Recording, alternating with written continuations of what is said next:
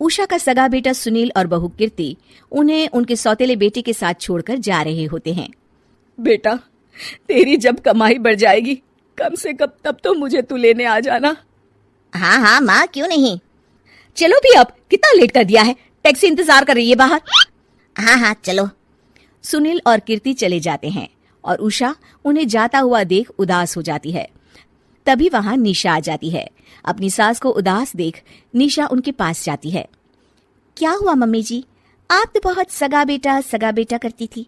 आपके सगे बेटे ने तो आपको छोड़ दिया और चले गए अपनी अलग गृहस्थी बसाने। देख बहू, मेरे बेटे को कुछ भी कहने की जरूरत नहीं है।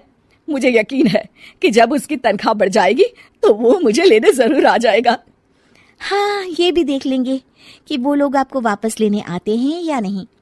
तब तक तो आप भी यहीं हो और मैं भी। उषा अपने बेटे के ना होने से बहुत ही उदास रहने लगती है। उन्होंने खाना खाना भी छोड़ दिया। सुनिए जी, मम्मी जी ने आज भी कुछ नहीं खाया। जब भी खाने के बारे में पूछती हूँ तो कह देती हैं भूख नहीं है और अपने कमरे में ही बैठी रहती हैं। ये सुनकर ऋषभ अपनी माँ के पास खाना लेकर जाता है।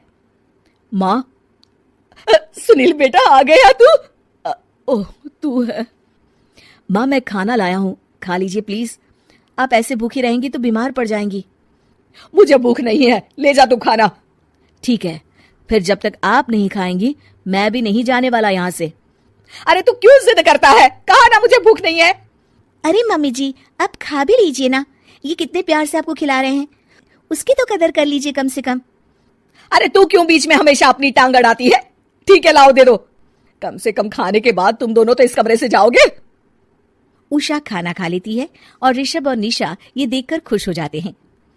चलो, कम से कम माँ ने खाना तो खा लिया। उषा एक दिन सुनील को फोन मिलाती है। हेलो बेटा सुनील, तू घर मिलने आ जाना बहू को लेकर। कितने दिन हो गए, बहुत मन कर रहा है मेरा। हाँ हाँ ठीक है माँ, ऑफिस में बहुत काम है, टाइम मिला तो आ जाऊंगा। सुनील फोन काट देता है। हेलो हेलो सुनील बेटा। सुनील की बात सुनकर उषा उदास हो जाती है। तभी वहां ऋषभ आ जाता है। माँ, ये देखो, मैं जलेबी लाया हूँ तुम्हारे लिए, तुम्हें बहुत पसंद है ना?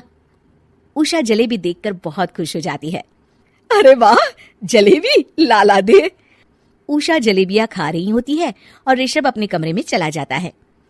देखा मम्मी जी, आपका ये कितना ख्याल रखते हैं, और प्यार सगे और सौतेले से नहीं आंका जा सकता।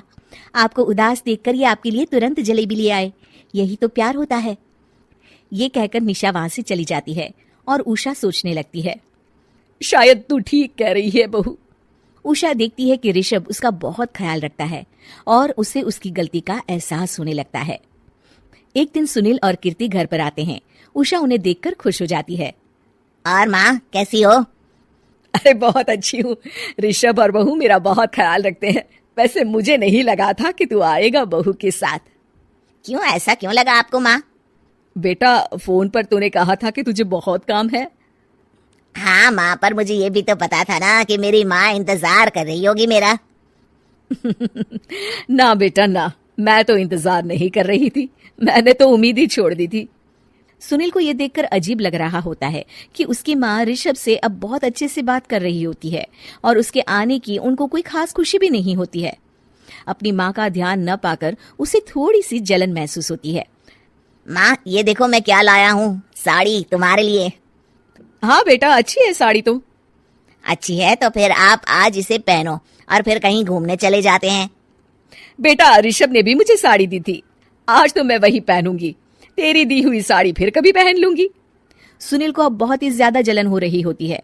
उसे समझ नहीं आता कि अपनी माँ का ध्यान फिर से कैसे वो अपनी तरफ खींचे। रात हो जाती है और उनके जाने का वक्त आ जाता है। माँ चलो अपना सामान बांधो और हमारे साथ चलो।